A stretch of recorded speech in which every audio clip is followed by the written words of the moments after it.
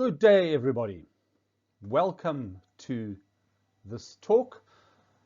My name is Francis Williamson from the Department of Philosophy at Rhodes University, and I'm going to be giving a talk on faith, reason, and belief in God. There are two take-home points, takeaway points for this talk. First, you cannot have faith that God exists, but you indeed can have a reasonable belief that God exists. Secondly, the reasonable belief that God exists can be or can become subsequently a rational foundation for a justified, reasonable faith in God and all that God has revealed. I take my starting point in a little quote from the great 13th century Christian philosopher, theologian Thomas Aquinas from the Summa Contra Gentiles. He says this: "There is a twofold mode of truth in what we profess about God. Some truths about God exceed all the ability of the human reason. Such is the truth that God is triune. But there are some truths which the natural reason also is able to reach. Such are that God exists, that he is one, and the like. In fact, such truths about God have been proved demonstratively by the philosophers, guided by the light of the natural reason." So the structure of my talk is this. I'm going to claim that religion is not just about the transcendent, but derives at least some of its content from the transcendent itself, from that which lies beyond, from God via special revelation. Another point, second, whatever can be known by natural reason alone belongs to philosophy and science, not religion per se.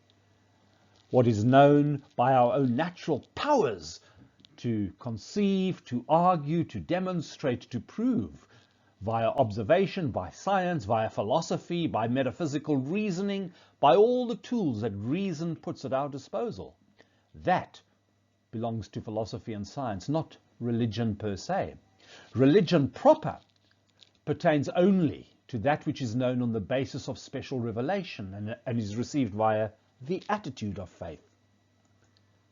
Right?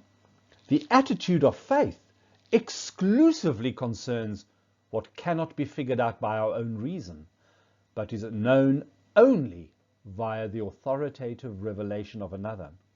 Religious faith, in other words, is the attitude of trusting what God has revealed because it is Him who reveals it.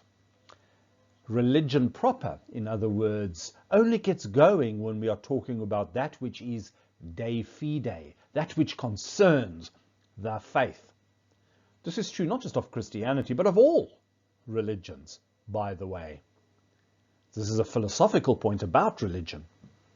Religion only starts when we have revelation which can be received in the mode of faith. Things which we cannot figure out by ourselves. If we could figure it out by ourselves, it would belong to philosophy and science. But it's because we can't figure it out by ourselves, know it by our own reason, that we are dependent on it being revealed by a transcendent source. I'm going to stop the philosophical talk. I'm just going to talk about God. But only that which is revealed is a proper object of faith. The rest is just science, philosophy, and ordinary reasoning, and is not de fide by itself. Okay, so the pathway to religious faith goes via reason. And this is going to be a startling claim, perhaps to some, but I think it is the only correct way to think about religion and faith and the existence of God. You first have to believe that God exists, and only subsequently can you come to have faith in Him and His revelation. So belief that God exists cannot be a matter of faith at all, but is rather a datum of metaphysics. It's a piece of science or a piece of philosophy. It is what is known by reason via general revelation, okay? Not by faith. So I'm going to put to you the classic apologetical approach, what is called the preambula fidei, the preamble to faith. And I'm going to suggest that it reflects a three-stage structure. First, you have intellectual and rational affirmation of God's existence and God's basic nature, that God is one, that God is simple, that God is eternal, that God is omnipotent, etc. All of these things are what are affirmed philosophically. It's what Aquinas said can be known by the natural reason, and what the philosophers have demonstratively proven. Second, point B, you will come to believe that God has disclosed himself in a special way in history. For instance, when you come to believe that God gave a definitive revelation to Moses by appearing to him in a burning bush, or in Islam, that God has revealed himself in a special way via the angel Gabriel appearing to Muhammad in a cave, and so on. That is, claims about God's special revelation in history. These two things are matters of reason and intellect. They are matters of argument, what reason itself can attain, and what we have to sort out via our pursuit of history, biography, our knowledge of cultures and times and places. But these, as I say, are the proper objects of reason and the intellect, and don't require special revelation in order to come to believe. I don't believe by a special revelation that God has revealed himself in a special revelation. I come to believe by reason that God has revealed himself in a special revelation. Okay. And point C, then there is, after all of that, conversion to religious faith in God and belief, faith in, trust in his special revelation. That is a matter of the will and the heart and coming to faith. The arrow goes over there a little bit, if you can see, just to that point as well, because it's not entirely a matter of reason. There might be some stepping over the edge of faith to come to believe that God indeed has revealed himself in a special way. In other words, to see the footprints of God. You partially also have to entrust yourself to the heart in order to really see the evidence. So I'm leaving that space open. But having shown that, I'm going to show to you that you can believe that God exists on the basis of rational argument. And I'm just going to give you one argument, the modal cosmological argument, as it has been called. And this is just a condensation of the three ways of St. Thomas Aquinas that he puts forward in the Summa Theologia and in greater detail in the Summa Contra Gentiles. And then I'm going to say something about the limits and the challenges of this account of the matter. All right. Before we get going, we have to point out that there is a distinction that we can make between the God of philosophy as opposed to the God of religion. Belief in God is an ambiguous term, and it can be understood in two different ways, depending on just what one means by God and what one means by belief. The question, does God exist, therefore should be separated into two distinct modes or ways of understanding it. On the one hand, when we're talking over here, is there a transcendent ground and sustaining cause of all that exists? That is couched in terms of philosophy, as I'm sure you can see.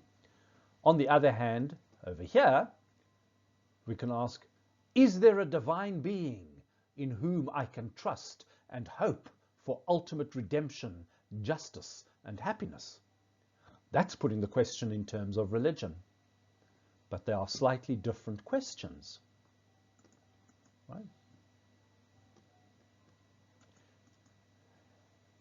This question here is a matter of metaphysics,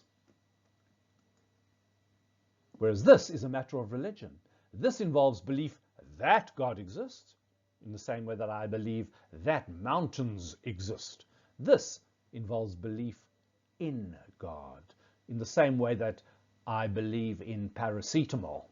I put my trust, I put my confidence in paracetamol. This is what is known by general revelation. General revelation is what can be known about God via natural reason and the structure and order of creation. It is what we can infer about the existence and the nature of God based on our own natural reasoning capacity and our observations of the order and structure in creation.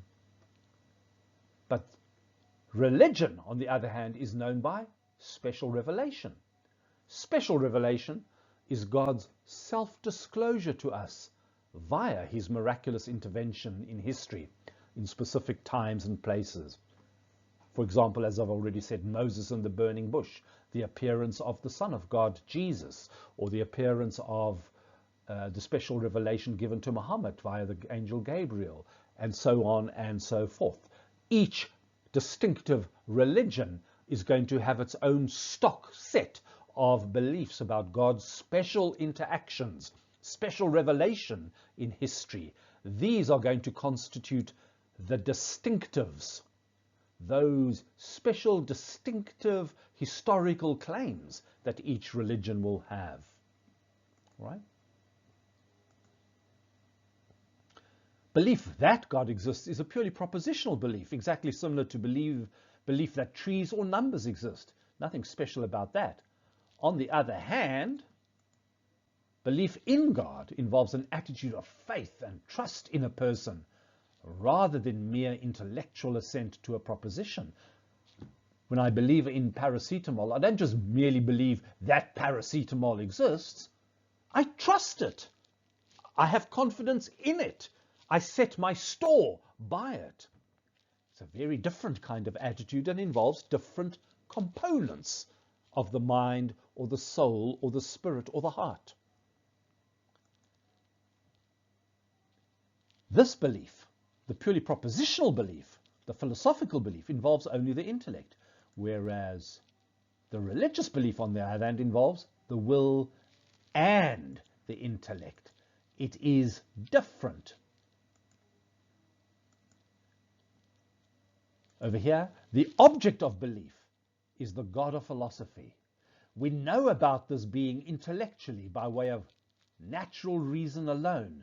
We know it, as it were, from the outside, in a purely propositional way, in the same way that I know that there are mountains, or I know that there are oceans, or I know that the earth revolves around the sun, etc., etc. This belief, on the other hand, the object of belief here is the God of religion. And this involves knowing from within via an openness of heart and an attitude of love, trust and faith. A rather different sort of thing. Okay, this, on this side, involves natural theology or philosophy of religion. Natural theology, again, is that knowledge of God which we have by reason alone, as Aquinas said. On the other hand, this involves knowledge of God that we have via God's special revelation. It's called revealed theology or systematic theology, based on the analysis, interpretation, and the poring over the details of God's special revelation, whether that be in scripture or in an oral tradition or whatever it is. Special revelation is what is involved in that. I now want to say something about what faith is and what faith is not. And this is going to be important if we are to appreciate the relationship between reason, rationality, belief in God, and having faith in God. The classic definition of faith is a paraphrase of Aquinas' definition. He says, faith is an act of the intellect as moved by the will, as moved by the grace of God. There are three components to that. The first, the grace of God moves the will.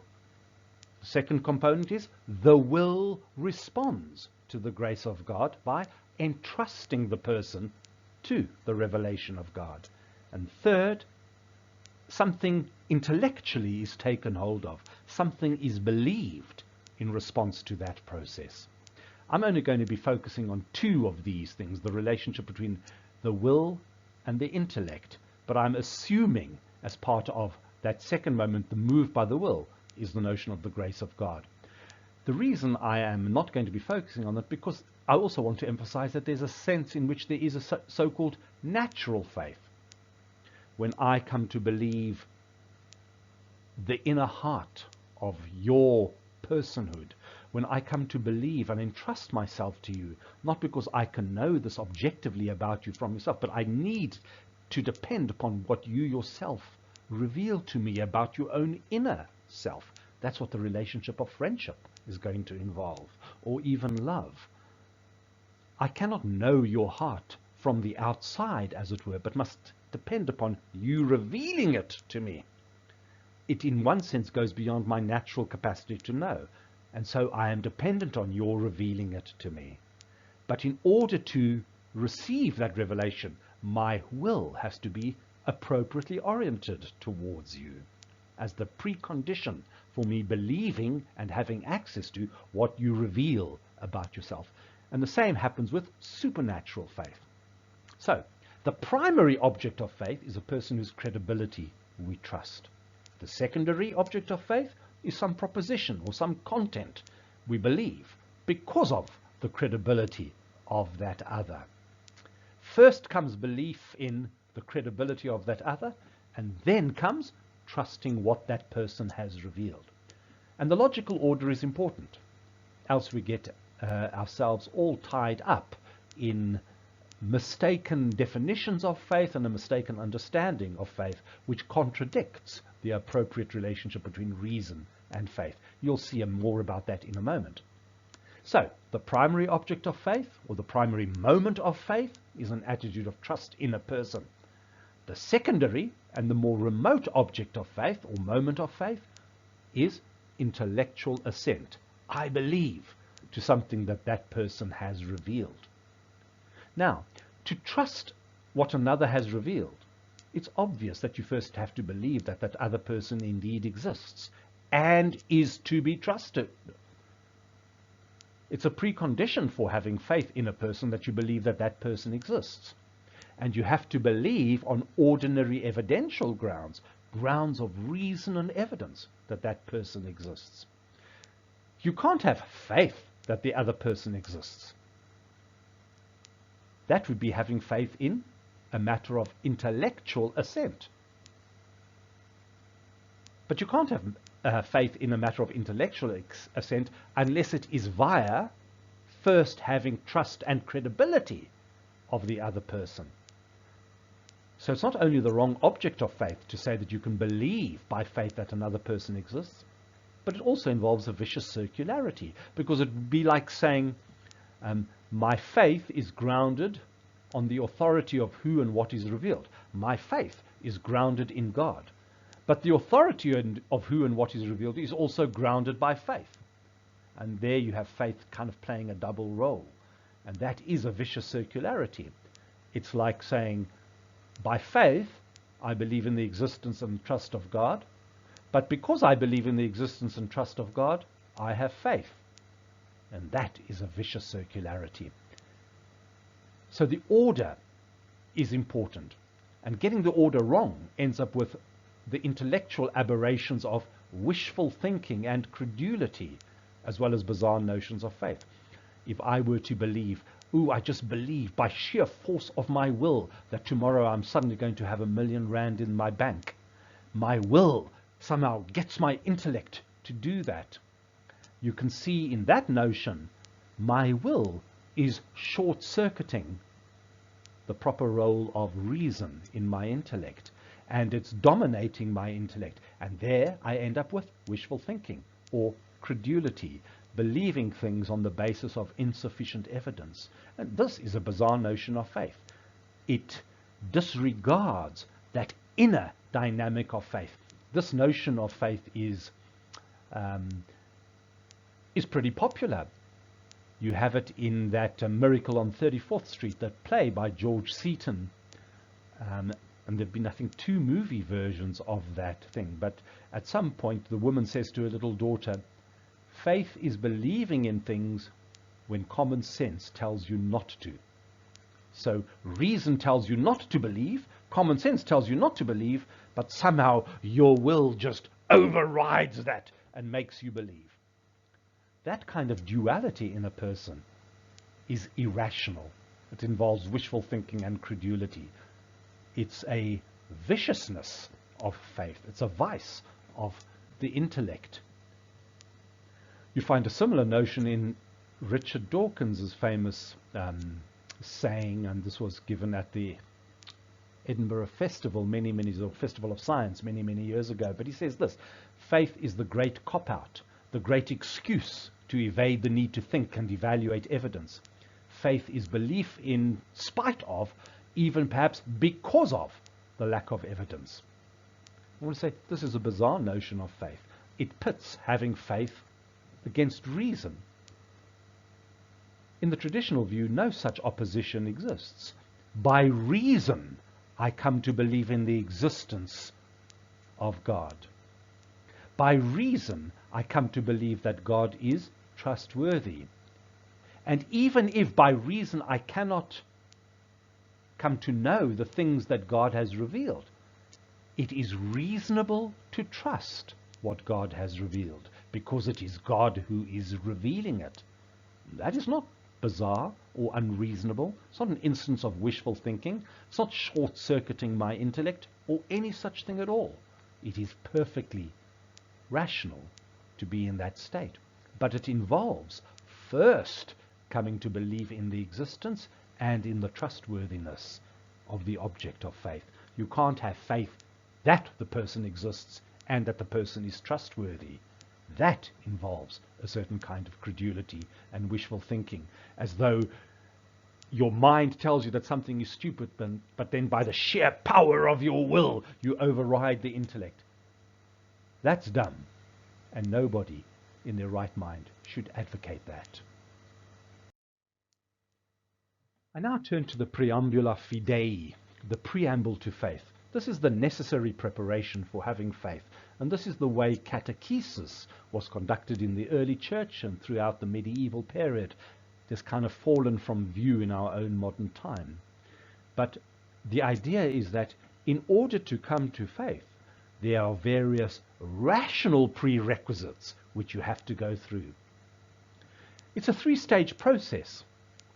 Now, it's not necessarily the actual psychological stages that a person goes through, but these are rather distinct logical phases in the overall structure of coming to have faith. And we can tease out these different logical moments in the process. Psychologically, in the history of an actual person, they might all occur together, or in a submerged way, the one might be before the other, but there is a certain sort of logical priority that the one has over the other. Stage 1 is the proper philosophical groundwork and preparation. This involves coming to see the reasonableness of belief that God exists as the ground and the cause of all being. This is a purely intellectual exercise. It involves the reasonableness of coming to see that the formal attributes of God, God's simplicity, the eternality, omniscience, omnipotence, immutability, the uniqueness and so on of God, are not only mutually consistent, but they actually mutually entail each other. You can't have one without the others. All right? This is the project of natural theology, or project of philosophy. It's a purely intellectual quest. It's got nothing to do with faith in a way. It's a purely intellectual quest, putting our reason to good use, involving every bit of reason that we can muster, from philosophy and metaphysics to science and its quest, which puts us in a position to accept that it is reasonable to believe that God exists. The second stage is, I'm just going to call it the proper empirical, experiential, investigative work. Once you've come to believe that God in fact exists as a purely philosophical claim, then you can come to believe that God has acted indeed in history, and that the way to understand history involves decisive interventions in history. It is to come to believe that this is a reasonable thing. It involves the reasonableness of believing in God's revelation because it is attested and confirmed by miracles, signs, and wonders. This is the project of historical and comparative religion. Once I believe that God exists, then I can begin to think, has God acted in history? Has God revealed himself in history? Before I embark on that process, I have a purely abstract philosophical belief. I believe in the God of philosophy, like Plato and Aristotle believed in the God of philosophy. On this point, they did not think that God, that philosophical God, was a real person who had acted in history. But had they come to believe that, this is the step they would have made. You would have go and investigate all the different religions of the world. You compare and contrast, and you'll come to recognize the distinctive miracles of each distinctive religion, whereby its particular claims to being based on revelation are affirmed and confirmed. In Islam, it's going to be the definitive revelation given by the angel Gabriel to Muhammad. In Christianity, it's going to be the definitive revelation given by Jesus to the apostles and the subsequent miracles and the formation of the early church. In other religions, it's going to be different things. But you've got to come to believe that God not only exists, but that God has revealed himself in a particular special way in history. This also is a project of the intellect.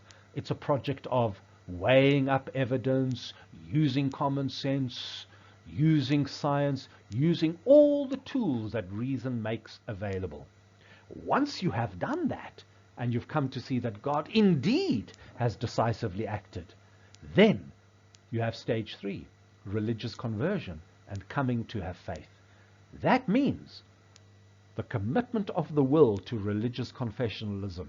Not only do I believe abstractly that there is a God that exists and believe intellectually that God has acted in history, but I believe that God has acted in this way in history, and God has revealed these things.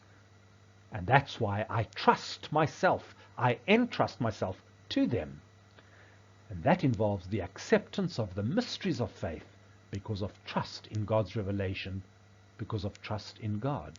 I believe that God exists. I believe that God is trustworthy because God is the foundation of all morality. God is omniscient, omnipotent, pure goodness itself, etc. And so I believe that God has acted in this way in history, and so I come to believe whatever God has revealed. And so I commit myself to some particular religion. This is the project of revealed or systematic theology. It is the practice of growth in faith and religious observance. It is the full enactment of the will and the intellect in the service of God.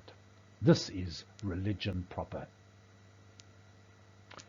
I am going to be concerned in the rest of this lecture with just this first step, the project of natural theology or philosophy, the purely intellectual quest of coming to believe that God in fact exists.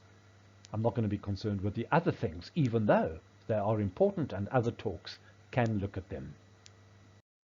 There are many arguments for the existence of God, purely intellectual or philosophical or scientific arguments, arguments that employ only our own common sense and reason. Purely philosophical arguments.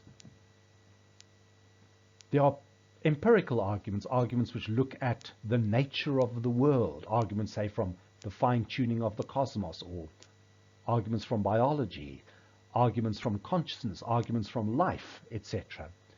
Arguments, in other words, which have a scientific premise, and from that scientific premise reason to a philosophical conclusion. There are moral arguments, well-known moral arguments which say that without God there cannot be an objective morality. There is an objective morality. There must be an objective morality, and therefore there must be a God, so on. The method of this talk is I'm going to use that argument which involves the least number of controversial premises, even though it might be the most abstract of the arguments. It's the simplest and most direct argument that I'm going to be using. That's the modal cosmological argument. It's an argument which fits in over there. It's a metaphysical argument, and I do not mean to imply hereby that any of the other arguments are weak. It's just that I myself find this argument most compelling. It is the most philosophical of the arguments, in the sense that it doesn't involve any tricks. It doesn't involve any very special formulations. It's an argument which recommends itself to reason very, very simply. All right.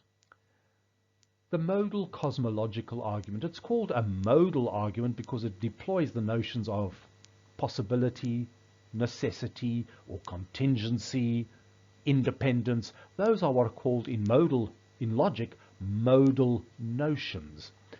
And it's called a cosmological argument because its scope is the entire cosmos, all beings whatsoever, everything that exists, everything that could possibly exist, all of that will be subject, as it were, to this argument.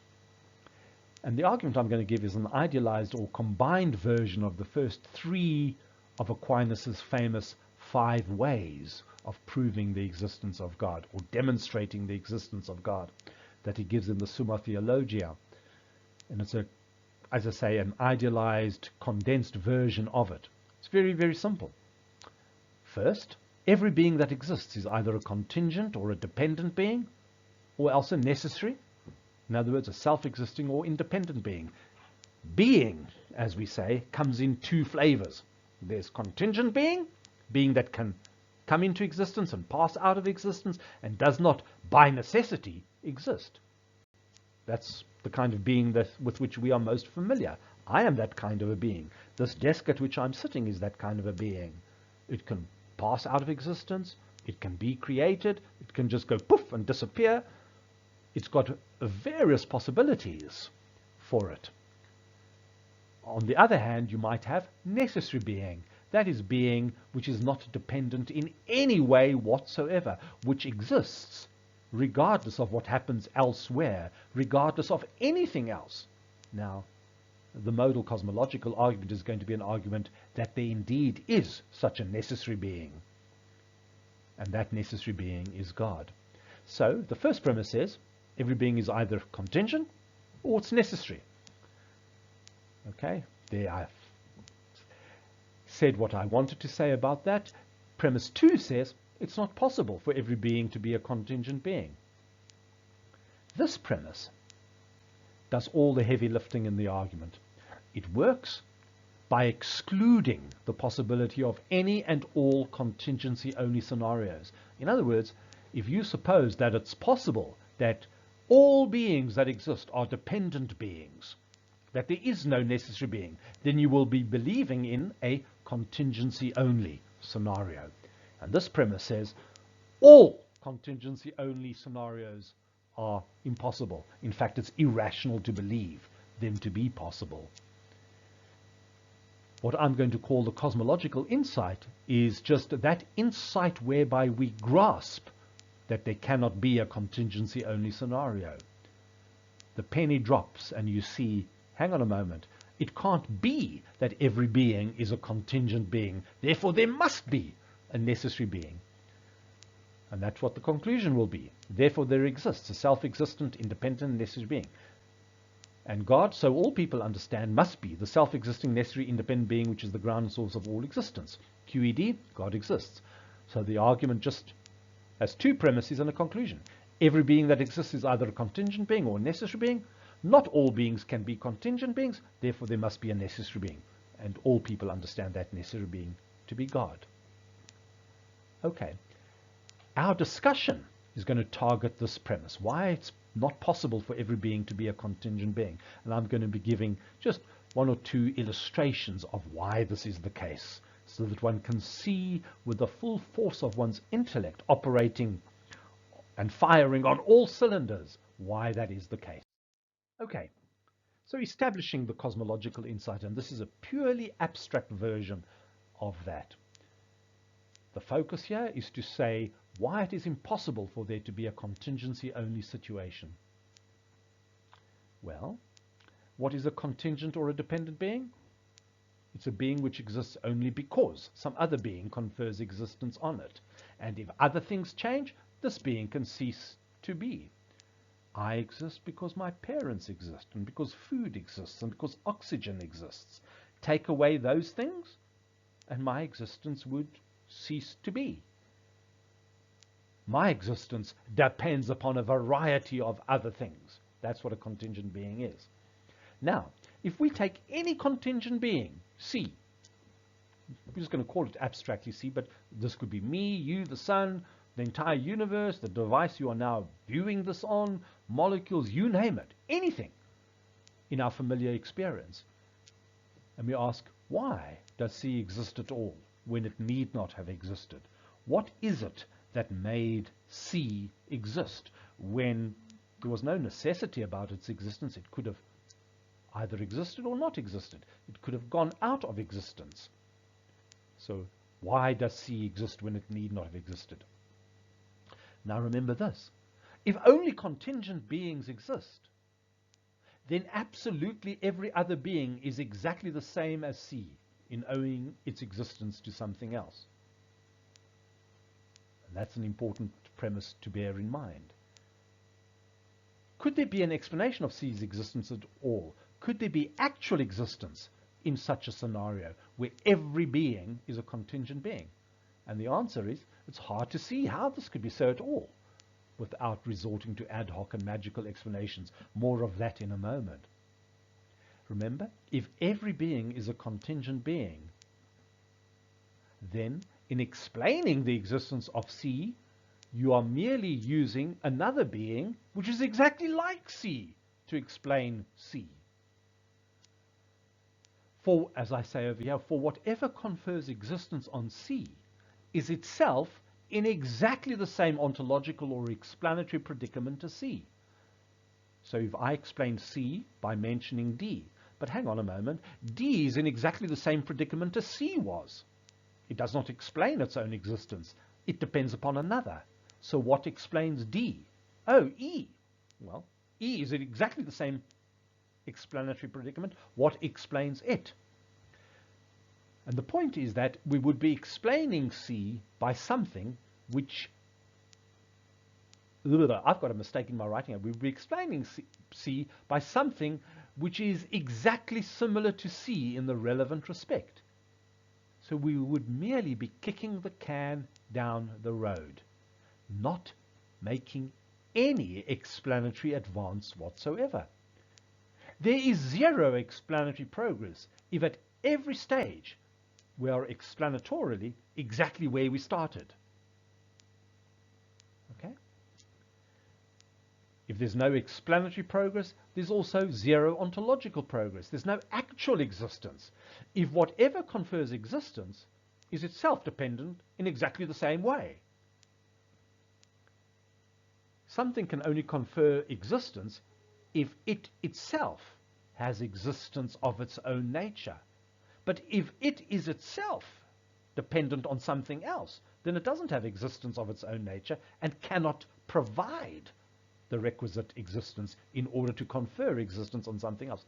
I mean, it's interesting in this respect. You and I cannot confer existence on anything. We cannot be creators.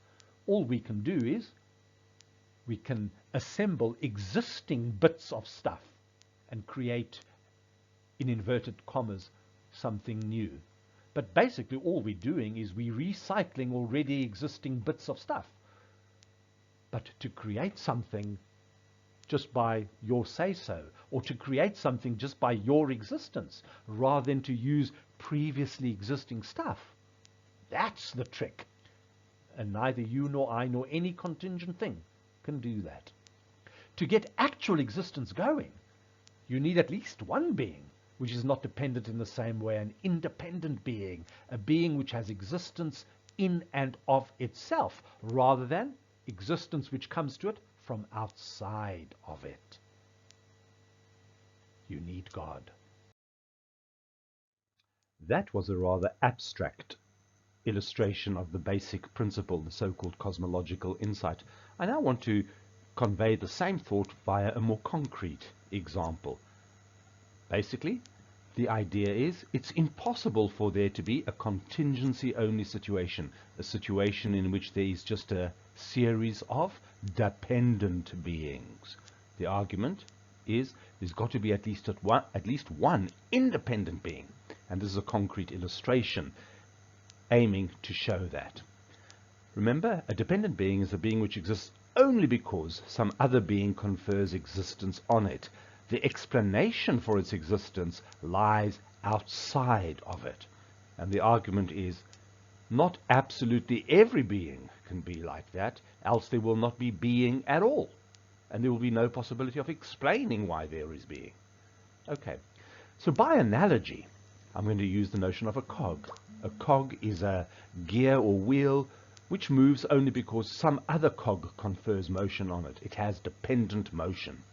It has no motion just by and because of itself. So there's the cog.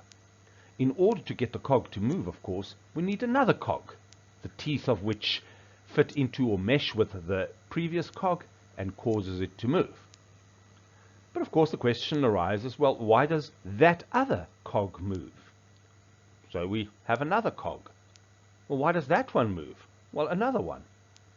And the point is that even if we go out to infinity, so long as there are only cogs, there's not going to be any movement.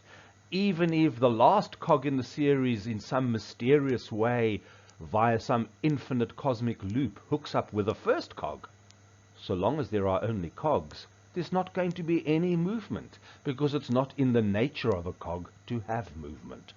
It needs something non-cog-like, an engine, something which has self-movement.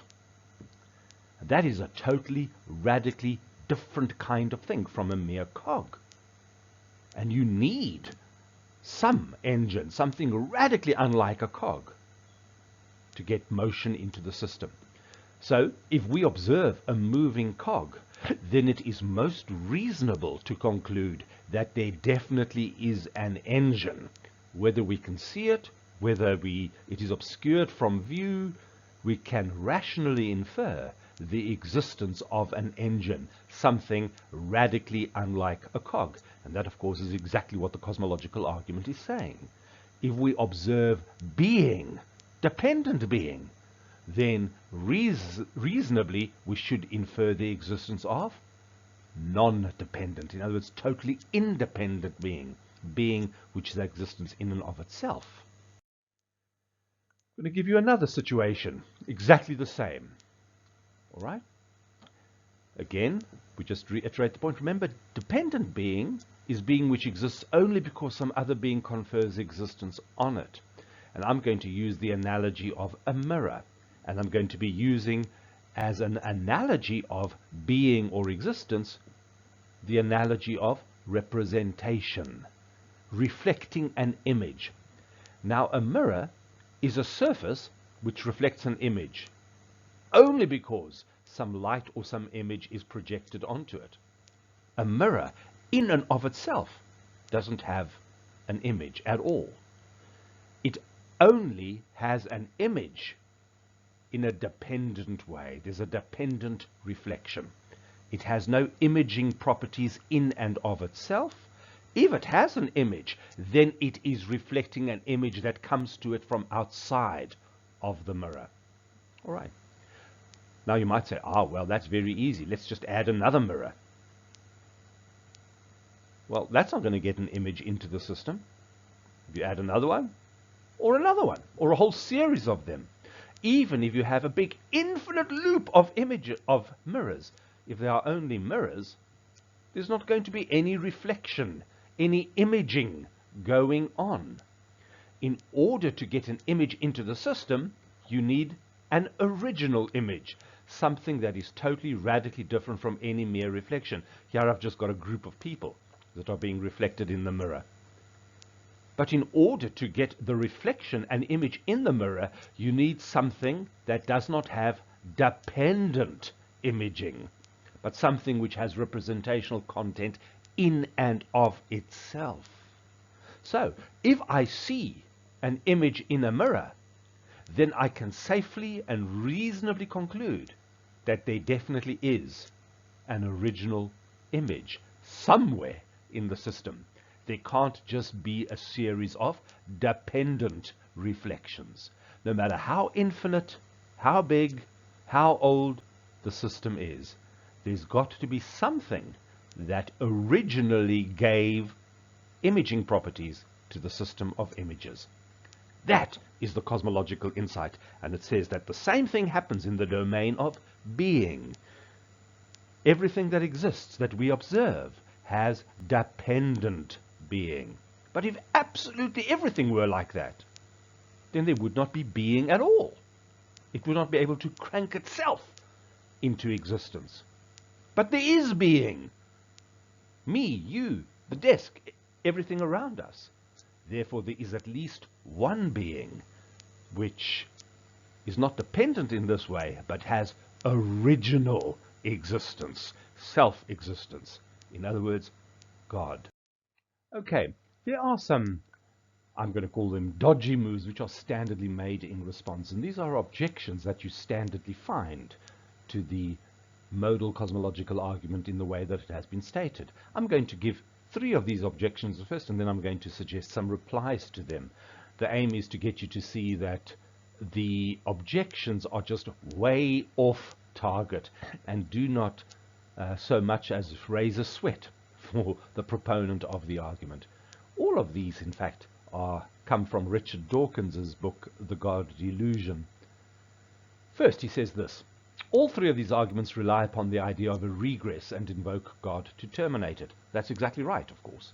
They do invoke the idea of a regress, a series of images going backwards, or a series of dependent cogs going backward. They make the entirely unwarranted assumption that God himself is immune to the regress. Secondly, even if we allow the dubious luxury of arbitrarily conjuring up a terminator to an infinite regress and giving it a name, simply because we need one, there's absolutely no reason to endow that terminator with any of the properties normally ascribed to God: omnipotence, omniscience, listening to prayers, etc. And third, to return to the infinite regress and the futility of invoking God to terminate it, it is more parsimonious to conjure up, say, a Big Bang singularity or some other physical concept as yet unknown. Calling it God is at best unhelpful and at worst perniciously misleading. Now, does this unseat the argument? No. It's just actually way off target. First, the first point.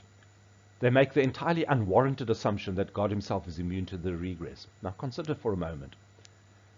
If God were not immune to the regress, but God was simply another dependent being, then, as the first abstract argument I gave suggested, we would not have advanced explanatorily at all. We would just have invoked another image. It would be like, why does this cog move? Oh, because that one moves. And why does that one move? Because that one moves. And God would just be another cog in the system. It will not in any way offer a terminus of explanation. The point is that any terminus that we invoke must be radically different from everything else in the series, else it cannot play the terminating role, the explanatory role that we need.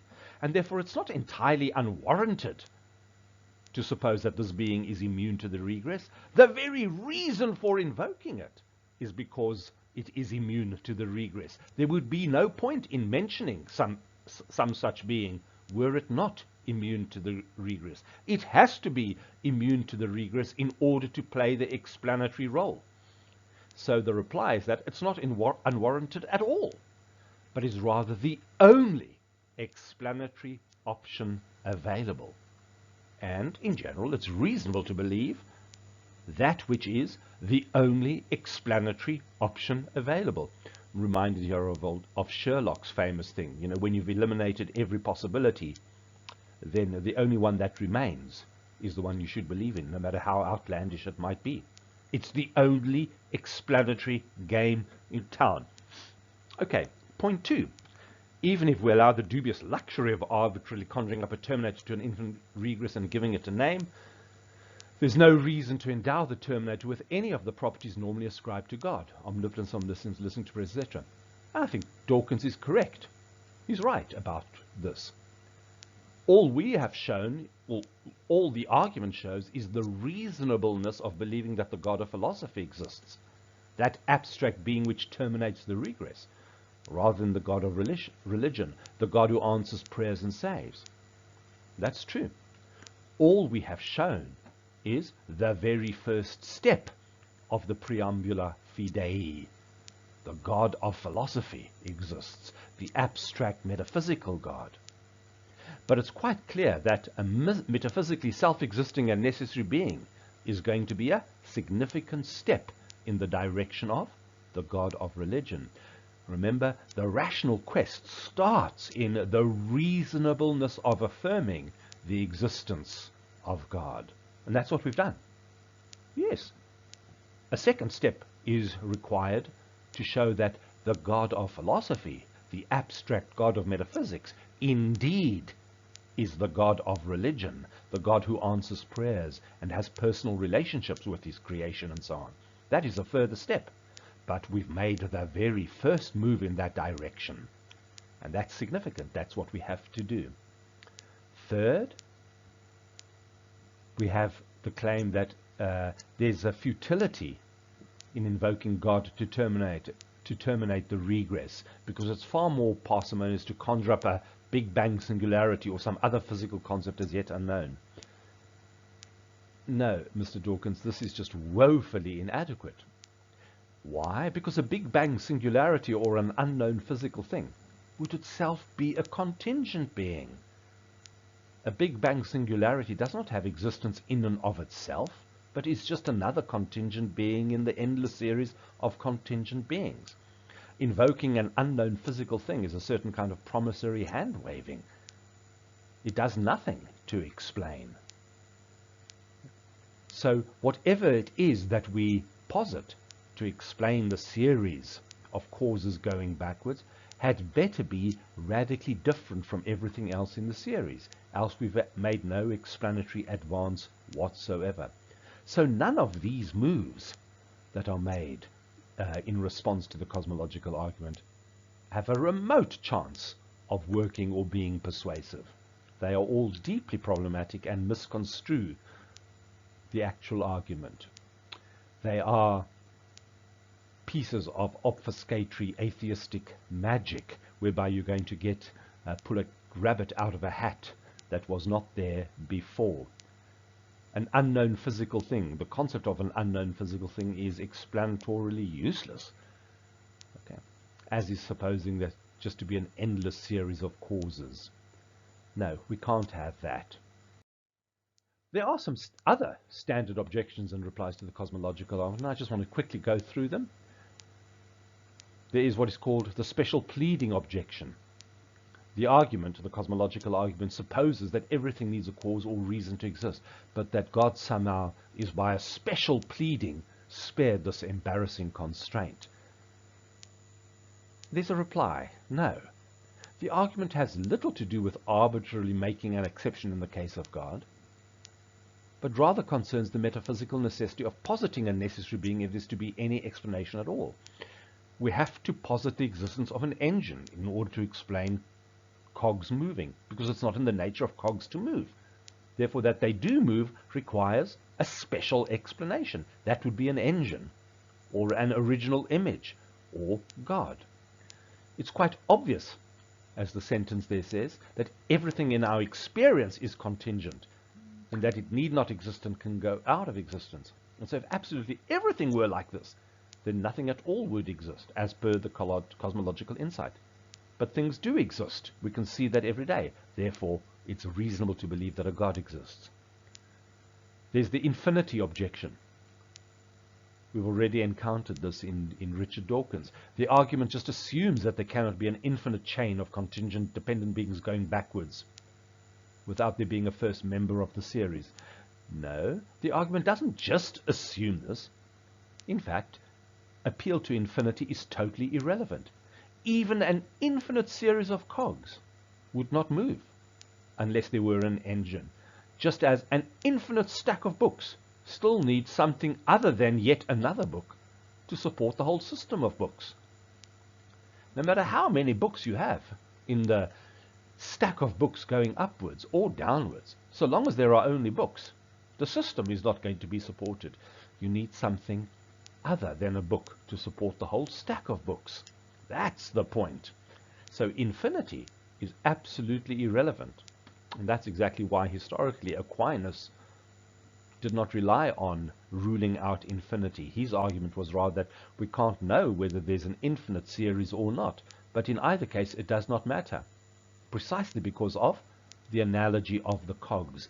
Being, contingent being, is just like that. It does not matter whether it be finite or infinite. You need an engine to get the series of cogs going. All right. The claim is made by some people in recent years, the great physicists Stephen Hawking, and a little bit more recently the American physicist Lawrence Krauss made the claim in his A Universe from Nothing, that available scientific theory allows us to describe the origin of the universe without God by saying that the universe came from nothing. Or, in the case of Hawking, the universe came from the law of gravity, and the law of gravity came from nothing. So the physicists, these physicists at any rate, are telling us the universe came from nothing. The answer is, of course, this is stupid. The physicist's nothing is not the metaphysician or the philosopher's nothing. When Larry Krauss or Stephen Hawking are talking about nothing, they're talking about the lowest energy state of matter. And the lowest energy state of matter, the physicists refer to as nothing. But it's not a metaphysician's nothing. It's not the absolute absence of all properties and features whatsoever. It's a thing which is replete with various properties. Mathematical magnitudes describe it. So it is a something after all, in the philosophical sense. It does not get to exist all by itself, all of a sudden, or out of a metaphysical nothing. It's rather very definitely a philosophical something. It has features. Nothingness cannot have any features whatsoever. But this metaphysicist's nothing, of course, has features. It's got mathematical features. It's got various other physical quantities or magnitudes which describe it and which are true of it. So it's not a philosophical nothing. It remains a contingent, dependent state of affairs. And that which is described by the law of gravity, if the law of gravity describes something or applies to something, then there is something there to which it applies, something with definite properties. So to say that this is describing a universe coming from nothing, such that we don't need God, is in a way a philosophical embarrassment, and it is to their credit that people like Hawking and Krauss's atheist friends pointed out to them that you're doing the atheist cause no favors over here, because this is a philosophical embarrassment. Your equivocation on the notion of the word nothing. No. Science does not show us that the universe can come from nothing. The physicist's nothing is not a metaphysician's nothing. It is a very definite something, and that something is a dependent, contingent something which need not have been the way it is. It does not exist by necessity. And so the whole cosmological argument kicks in all the same. We need not worry about these objections. They don't even approach the argument. Obviously, having stated the argument, we should acknowledge that it's not plain sailing all the way. The modal cosmological argument provides solid, if not compelling, grounds for affirming the existence of a self-existent necessary ground for the existence of all else. But this does not mean that there might not be further things to criticize, subtle nuances here and there, which can rightly be criticized or might even be mistaken. I don't think that is the case. The argument rests on common sense, and the burden is on those who disagree with the argument to show exactly what is mistaken. The hand-waving, promissory, incompetent, and ignorant arguments we usually encounter do not add up to a serious challenge at all. The argument, as I said, provides solid grounds, very good rational grounds, for affirming the existence of the God of classical theism. The first part of the Preambula Fidei, that seeks to affirm the existence of a transcendent cause and ground of all being, all existence, has indeed been rationally discharged. That is the first step in the move towards faith. And that is indeed rational. And that's no small thing. It is a very big thing. All right? It remains, of course, to show that the God of philosophy connects with the God of religion, the God of religious faith. That is the task of the second part of the Preambula Fidei, connecting the God of philosophy with the God of religion, showing that the God who is the abstract, transcendent ground of all being indeed has a concrete existence which shows itself in human history, and that the God of metaphysics has indeed become the God of human history and acted in human history. The history of the Jewish people in the Old Testament, of course, is the record of God's actions in this way. It is, from a philosophical point of view, the attempt to show that history, the history of this particular people, cannot be explained unless it is explained via the deliberate actions of this transcendent God who has shown himself in the particular ways that he has in that history. But that is a different task, is to connect the God of philosophy with the God of religion, that second part of the Preambula Fidei. It's a task for another time, or for another person. But I have great confidence that this task can be, and in fact in the writings of various theologians and historians and people down through the ages, has been discharged with great reasonableness. So the overall thrust, to come back to the very beginnings, you can't have faith that God exists. You can believe on good grounds that God exists.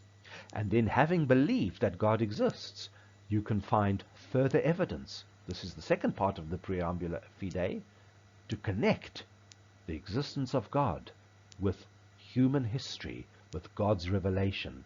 And if that can be done, then it would of course be reasonable to believe that which this God has revealed.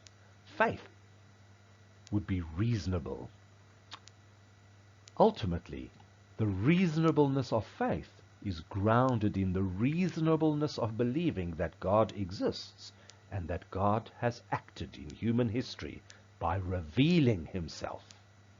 I have not shown that second part in this talk, but the first part, a big step towards that conclusion, I think has been made in terms of common sense and ordinary reasoning, which is amenable to all people, and everybody, all reasonable people, as Aquinas said, can straight away see that God exists. I thank you.